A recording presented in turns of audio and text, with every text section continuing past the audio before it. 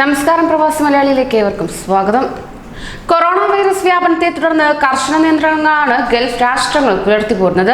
India രാജ്യാന്തര വിമാനങ്ങൾക്ക് പോലും വിലക്ക് ഏർപ്പെടുത്തിയിരുന്നു.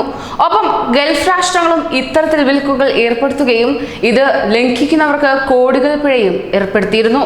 ഇതേ തുടർന്ന് ഏറെ ക്ലേശം അനുഭവിക്കുകയാണ് ഒട്ടുമിക്ക പ്രവാസികളും. എന്നാൽ ലോക്ക്ഡൌൺ ഇനിയും കൂടുതൽ നീട്ടിയേക്കാമെന്ന സംശയം വീണ്ടും ശങ്ക വർദ്ധിപ്പിക്കുന്നു. ചികിത്സ തുടങ്ങിയ പല ആവശ്യങ്ങൾക്കുമായി നാട്ടിലേക്ക് എത്താനാകാതെ കഴിയുകയാണ് പ്രവാസികൾ. എന്നാൽ പല വിമാനങ്ങളും ലോക്ക്ഡൌൺ അവസാനിക്കാനിരിക്കുന്ന വേളയിൽ ടിക്കറ്റ് ബുക്കിംഗ് ഉൾപ്പെടെയുള്ളവ ആരംഭിക്കാനിരിക്കുകയുമാണ്. ഏപ്രിൽ 15 ശേഷമുള്ള വിമാന ടിക്കറ്റ് ബുക്ക് ചെയ്യാമെന്ന് അറിയിച്ചുകൊണ്ട് എയർ ഏഷ്യ രംഗത്തെത്തിയിരിക്കുകയാണ്. എന്നാൽ മാറ്റത്തിന് സാധ്യതയെന്നും മുന്നറിയിപ്പുമുണ്ട്.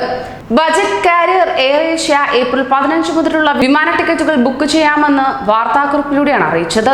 എന്നാൽ COVID-19മായി ബന്ധപ്പെട്ട് സിവിൽ ഏവിയേഷൻ ഡയറക്ടർ ജനറൽ നൽകുന്ന നിർദ്ദേശങ്ങൾ പ്രകാരമേ സർവീസ് നടത്തുമെന്നും കുറിപ്പിൽ വ്യക്തമാക്കിയിട്ടുണ്ട്. ആഭ്യന്തര സർവീസുകളും അന്താരാഷ്ട്ര സർവീസുകളും ഏപ്രിൽ 14 വരെ നിർത്തിവച്ചിരിക്കുകയാണ്. കൊറോണ വൈറസ് ബാധ തടയാനാണിതെന്നാണ് ലഭ്യമാകുന്ന വിവരം.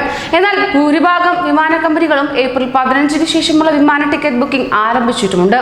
അതേസമയം പൊതുമേഖലാ സ്ഥാപനമായ എയർ ഇന്ത്യ വെള്ളിയാഴ്ച പറഞ്ഞത് ഏപ്രിൽ 30 വരെ സർവീസ് നടത്തില്ല എന്ന് തന്നെയായിരുന്നു. ഏപ്രിൽ 14 ലോക്ക്ഡൌൺ അവസാനിച്ചാലും 2 ആഴ്ച കൂടി സർവീസ് നീട്ടിവെക്കാനാണ് തീരുമാനം. Service civil aviation secretary Pradeep Singh ഖരോലയാണ് ഏപ്രിൽ 14 ശേഷമുള്ള വിമാന ടിക്കറ്റ് ബുക്കിംഗിന് തടസ്സമില്ലെന്ന് പറഞ്ഞത്. ഇതിന് പിന്നാലെയാണ് കമ്പനികൾ ബുക്കിംഗ് ആരംഭിച്ചത്. IndiGo, spice jet, go air എന്നിവർ ഏപ്രിൽ 15 മുതൽ ആഭ്യന്തര വിമാന സർവീസുകൾ നടത്തുമെന്നാണ് വ്യക്തമാക്കിയത്.